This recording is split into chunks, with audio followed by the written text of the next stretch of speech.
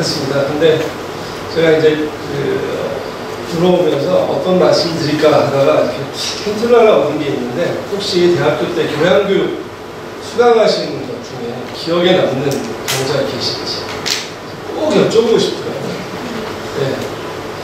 저 같은 경우에는 남는 게 있습니다. 어떤 강좌가 나냐면 역사교과가 가장 기억에 남는데, 그건 왜 기억이 남냐면 교수님이 가르쳐주지 않았어요. 거의 교수님이 가르치지 않았어요. 그리고 제가 안양대학교 있기 전에 하대학에서 10년간 근무했었는데, 그 대학의 모토도 뭐였냐면 가르치지 말자예요. 그러니까 교수님들이 가장 가지고 있는 그 문제점이라고 할까? 아니면 한계라고 할까? 저도 마찬가지인데요. 자꾸 가르치려고 하는 거예요. 학생 중심이라고 하면서 자꾸 가르치려고 하는 거죠. 네. 가르치려고 하면 학생들은 재미가 없어져요. 왜 가르치려고 하면 학생이 재미가 없어지냐? 아마 모르겠습니다. 서울대, 연대, 고대, 성대, 한양대, 중앙대, 서강대, 경희대 이 정도 학생들은 가르치려고 하면 나 더 배워야지 이럴 수도 있을 거예요. 네. 근데 한번 안양대 밑으로 쭉 생각해 보시면 가르치려고 하면 더 배우려고 하는 학생들이 얼마나 될까? 그게 과연 학생들이 재밌어 할까? 예, 왜 그러냐면, 그러니까 중고등학교 학생들 얘기했는데 공부를 못하는 이유가 있어요. 첫 번째는 뭐냐면, 저희 와이프가 중고등학교에 지금 20년 이상 근무하고 있기 때문에 같이 얘기하다 보면 이런 얘기를 해요. 꼭 병에 걸린 학생들이 있어요. 그러니까 공부에 병에 걸렸는데 무슨 병이 걸리냐면 공부를 못하는 병이 걸린 학생들이 있어요. 예. 그리고 두 번째는 센스가 없는 학생이 있어요. 아무리 공부를 열심히 해도 공부를 못하는 학생이 있어요. 혹시 티처스라고 하는 거 보신 적 있으신가요? 학교 선생님인데 티처스를 본다. 되게 이상해요. 저도 보면서 티처스를 보면서 공교육에 반하는 거고 막 사교육에서 유명한 사람들 나와가지고 편법을 가르쳐주고 막 이런 것들이 나와요. 예. 중고등학교 선생님, 중학교 선생님들도 충분히 편법을 가르쳐줄 수 있습니다. 근데 못 가르칩니다. 가르치면 걸려요. 예. 그러니까 5분 만에 풀 문제를 중고등학교 선생님들도 수학 문제 1분 만에 풀게 할 수 있어요. 근데 그게 법에 저촉되고 시험을 그렇게 내지 못하기 때문에 그렇게 가르칠 수 없습니다. 어떤 거냐면 공부 못하는 학생의 두 번째 특징이 뭐냐면 중요한 것과 중요하지 못한 것을 구분하지 못합니다. 열심히만 하는 거죠. 열심히 했는데 시험에 안 나오는 거예요. 근데 정말 센스 있는 학생은 열심히 했어요. 근데 뭐만? 시험에 나올 포인트만 딱딱딱 한다는 거죠. 예. 근데 여기서 몇 가지 힌트를 얻을 수 있습니다. 우리가 옛날 쪽집게, 요즘은 쪽집게가요, 더 근사한 쪽집게들이 많습니다. 그래서 학원에 가는 거예요. 어느 정도의 쪽집게냐면 정말 포인트만 딱딱 집어줘요. 제가 저희 와이프를 딱 보면서 수학 선생님인데 학교에서도 그렇게 가르치니라고 물어봐요. 학교에서는 이렇게 못 가르친다고 말씀드렸잖아요. 학교에서는 이렇게 못 가르쳐 줄 수가 없어. 근데 내 새끼니까 가르쳐줘. 예. 그럼 정말 포인트만 가르쳐주면 수학 문제 나오면 금방금방 풀어요. 딴 애들은 그거 가지고 할 시간이 낑낑대요. 계속 풀려고. 예. 한번 저희들도 한번 생각해보고 힌트를 얻을 필요가 있겠다라는 생각을 합니다. 또 교수님들이 가진 알레르기가 하나가 있습니다. 뭐냐면 재밌게 하는 거에 대한 알레르기가 있습니다. 예. 학생들은 잘 모를 수 있어요. 이게 교수사회에서 아직도 민감한 문제로 존재하는 대학들도 있습니다. 왜 재밌게 가르쳐야지? 예, 재밌는 거는 젊은 교수들이나 유명세 뭐라 그럴까, 잘 가르치지 않고 그냥 재밌게만 하려고 하는 거 아니야? 이런 게 있습니다. 근데 한번 생각해 봐야 돼요. 아까 제가 말씀드렸잖아요. 병에 걸린 학생들, 그리고 그런 거에 대해 잘 모르는 학생들을 수업에 참여시키려고 하면 제일 중요한 게 뭐냐면 재밌는 약입니다. 우리가 약을 줘야 되는데 자꾸 더 병들게 하는 것들을 주는 건 아닌가? 한번 생각해 보셔야 돼요. 교육학적인 거하고 실제로 학생들이 강의실에 왔을 때의 그들이 접하는 거하고 좀 다를 수 있습니다. 어쩌면 우리가 너무나 많은 과다한 약을 투여해서 학생들이 죽을 수도 있어요. 중고등학교 때, 고등학교 때 계속해서 전혀 모르는 내용을 계속해서 투입을 하니까 학생들이 작아져요. 한번 저희들이 한번 고민해볼 필요가 있겠지 않나 라는 말씀을 드리고요. 이것도 마찬가지입니다. 인문학적 소양이라고 해서 너무 저희들이 심도 있게 생각하지 않았으면 좋겠습니다. 제가 인문학적 소양과 관련해서 2018년에 연구재대나 1억 3천짜리 연구를 받아서 인문소양 인증제를 만들어서 아무 쓸모없지. 어느 대학도 아무도 안 했죠. 왜 그럴까요? 그때 전 몰랐어요. 처음 교수가 돼가지고 몇 년 안 돼가지고. 그리고 이제 문사철하는 교수님들하고 같이 했었는데 다 내용 중심으로 깔았어요. 내용막, 교과 내용막이 있고 한번 생각해보면 교과, 실제로 교육 과정학이라고 하는 게 있거든요. 제가 교육과정 전공자인데 제가 나이가 어려서, 제가 프로젝트과 같지만 나이가 어려서 거기에 한마디도 할 수 없었어요. 교육 과정학적으로 접근합시다 라는 얘기를 못하는 거죠. 문사철 교수님들이 교육 내용학적으로 접근을 해주시는 거예요. 들어가야 되는 내용이 이거야. 근데 다 배치하고 가니까 재미가 하나도 없어요. 이건 이래서 못 빼고 이건 저래서 못 빼고, 그거를 실제로 저희 학교에서 했었는데 학생들이 관심이 전혀 없어요. 3년 만에 다 배치됐어요. 그러면 그게 교육적으로 맞는 걸까요? 라고 하는 생각을 해요. 자, 이런 경우도 많습니다. 외국인 교양교육과정을 개발했고 연구재단에서 돈 받았고 그것도 8천만 원짜리로 해서 개발했었는데요. 그것도 배우지. 의미가 없어요.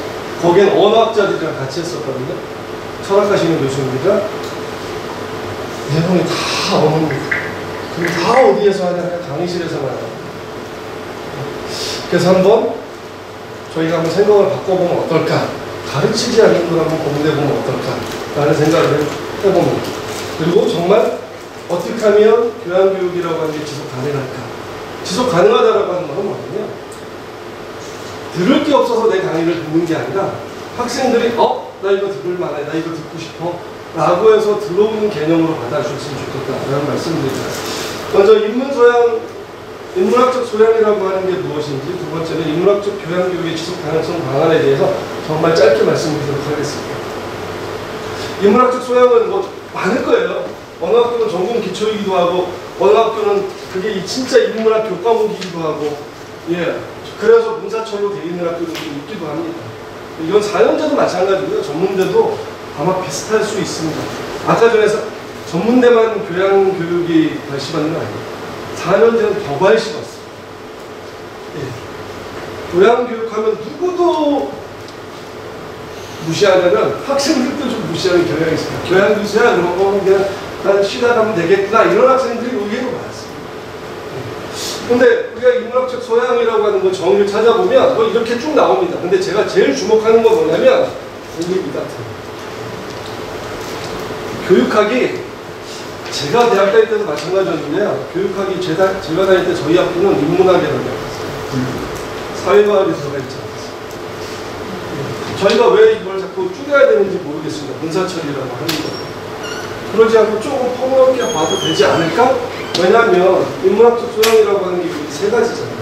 인간, 세상, 그리고 문제, 그리고 뭐 미래, 뭐 이런 것들이잖아요. 비전, 이런 것들이기 때문에 거기에 포함될 수 있는 것들은 다 인문학적 소양이라고 좀 폭넓게 생각해 줘야지 저희들이 가르칠 수 있는 것들도 많아지고 학생들도 배울 수 있는 것들도 많아지고 선택의 여지도 많고 그 다음에 저희가 가르칠 수 있는 방법도 풍부해질 수 있지 않을까라는 생각을 합니다.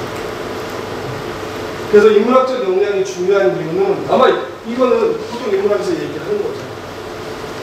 무엇이 문제인가, 그 다음에 나는 누구인가, 뭐 사회를 어떻게 바라봐야 되는가, 가장 일반적인 거잖아요.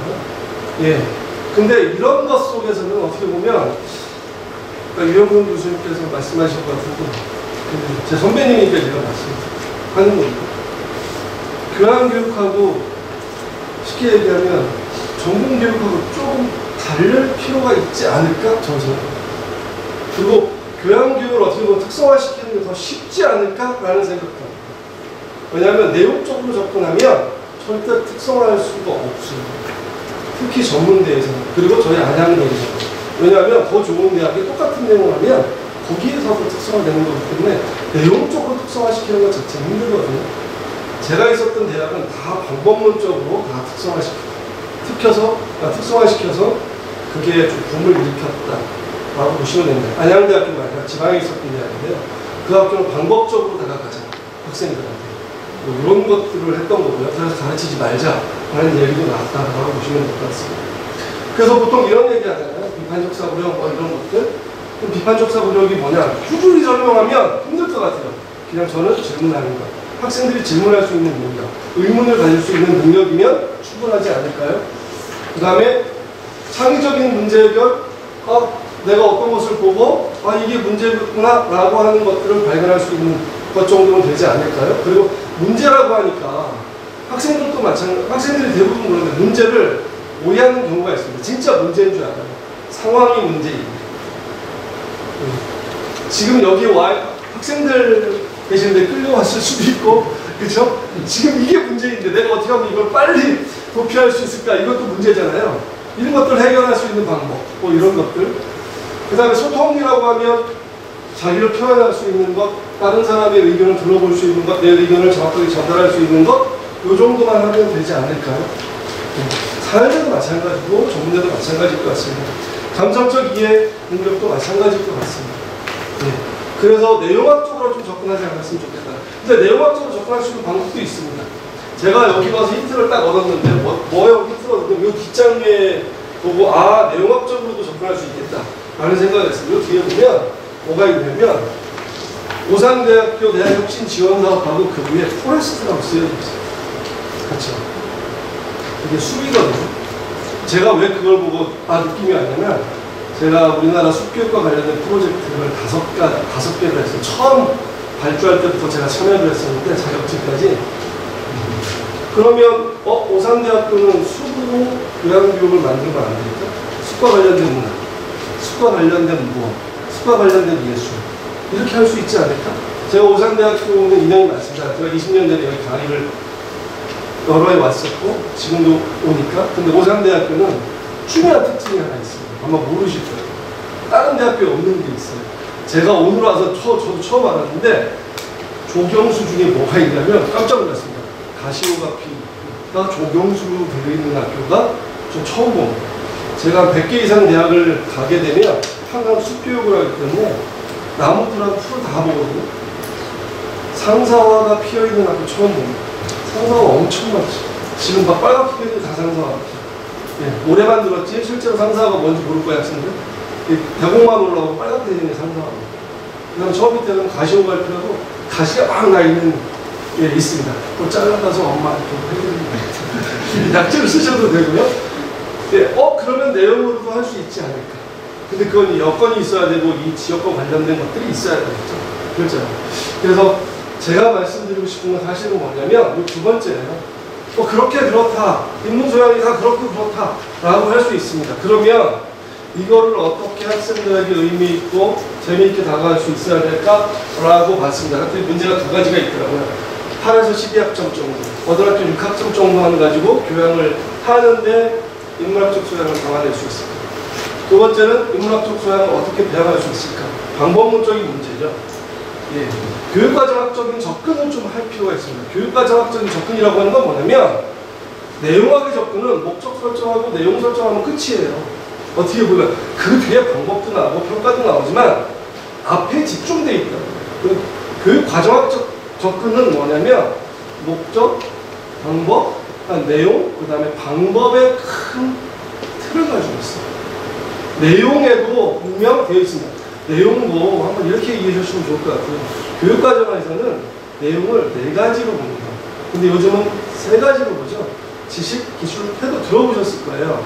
근데 이게 어디에서 나왔냐면 교육과정에서 나오는데 지식은 지식 그대로입니다. 흥미, 태도, 사회적 태도입니다. 원래는 이 2개가 태도입니다. 그러면 저희가 인문학적인 기술은 없잖아요. 주권. 거기에 뭐라고 되어 있냐면 비판적 사고력이, 논리적 사고력과 비판적 사고력이 저희가 그래서 기술입니다. 거기에서 지식, 기술, 태도가 나왔다고 보시면 됩니다. 그래서 교육과정학적 사고를 하게 되면 방법론까지 가기 때문에 그럼 뭐도 바뀌어야 되냐면 평가 방법도 바뀝니다. 아까 전에 제가 역사 수업이 가장 기억에 남는다 했잖아요. 그건 수업을 하지 않았어요. 뭐를 하냐? 나가서 탐방하고 돌아다니는 거예요. 그러면 탐방한 결과를 받아도 교수님 채점해 줬겠죠. 시험 안 봤거든요. 아까 전에 지역학 얘기가 나오셔서 또 제가 이제 의미 있게 다시 한번 말씀드리는 것도 합니다. 요즘 지역학의 우후죽순 막 나오고 저희 안양대학교도 안양학이 있어요. 저는 무진장 반대했어요. 하는 거는 좋은데 그런 식으로 하지 말자 라고 했어요. 왜냐하면 거기에 정치인도 오시고 누구도 오시고 막 국회의원도 오고 시장님도 오셔서 막 하시고 그리고 한 번은 뭐 밖에 나가서 한번 구경하고 근데 원래 저희가 하던 교과목이 있습니다.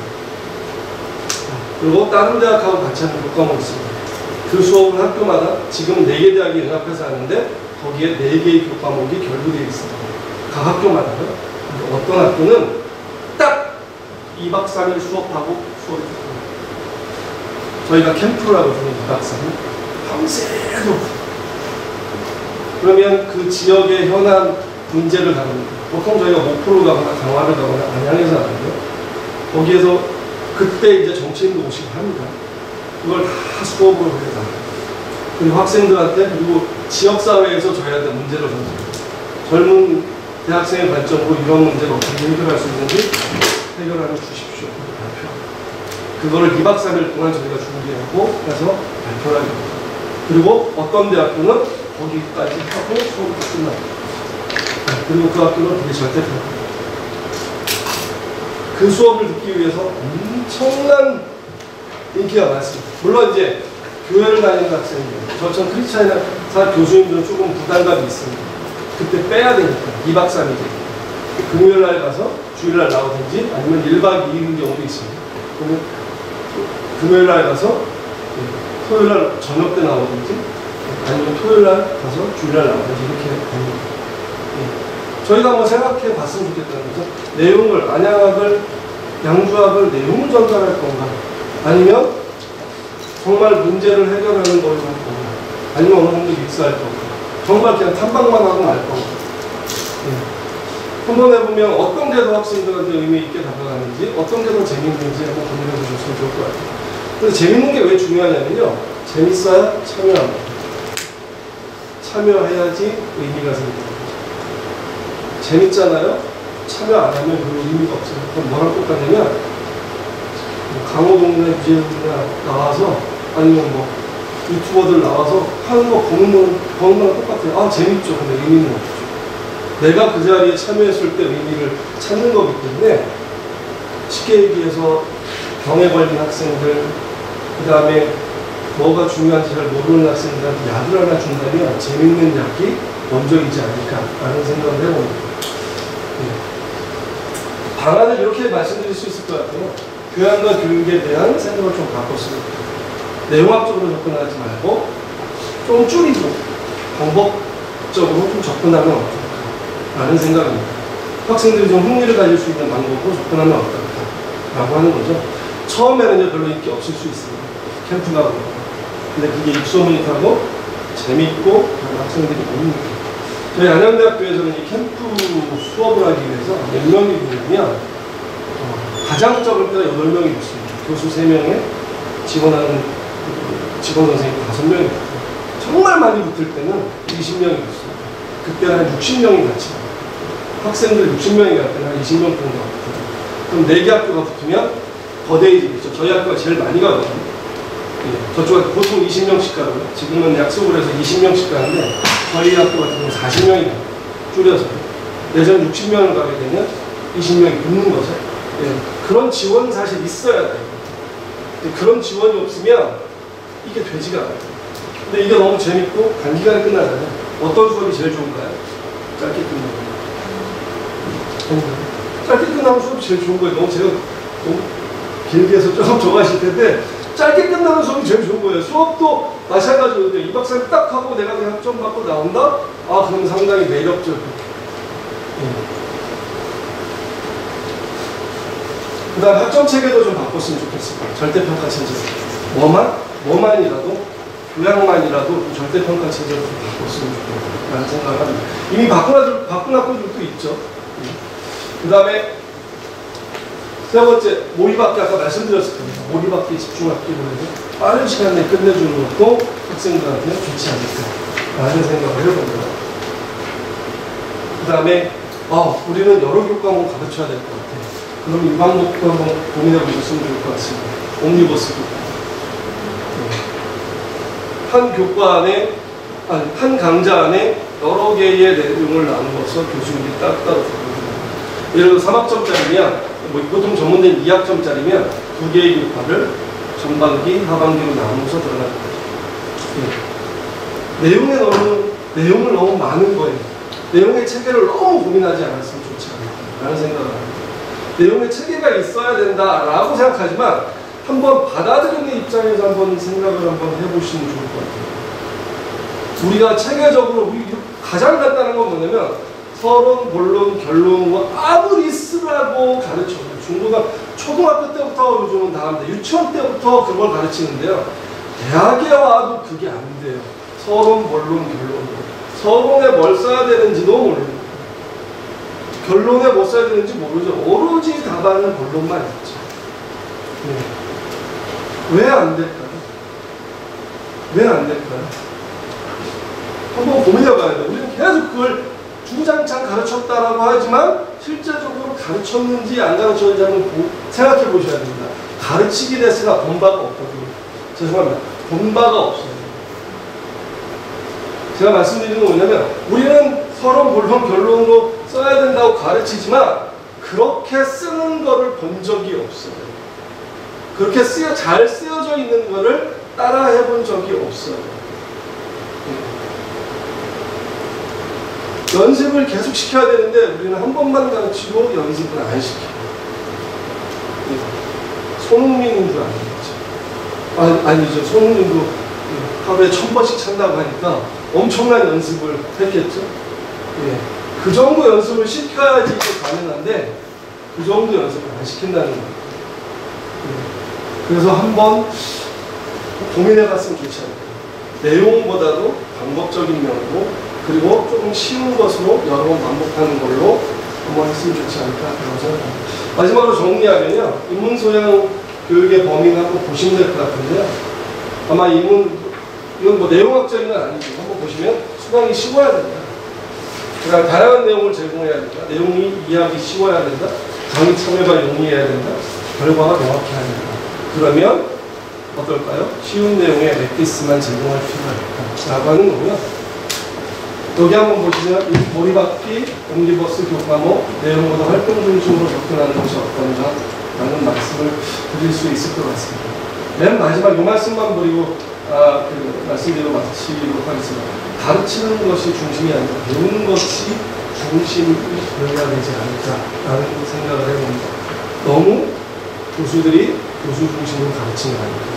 학생의 이해하라고 하는데 실제로 학생은 이해하지 못하고 실제로 내 학생은 이해하지 못하고 대학생은 이해해야 된다라고만 이해한 거 아닙니까?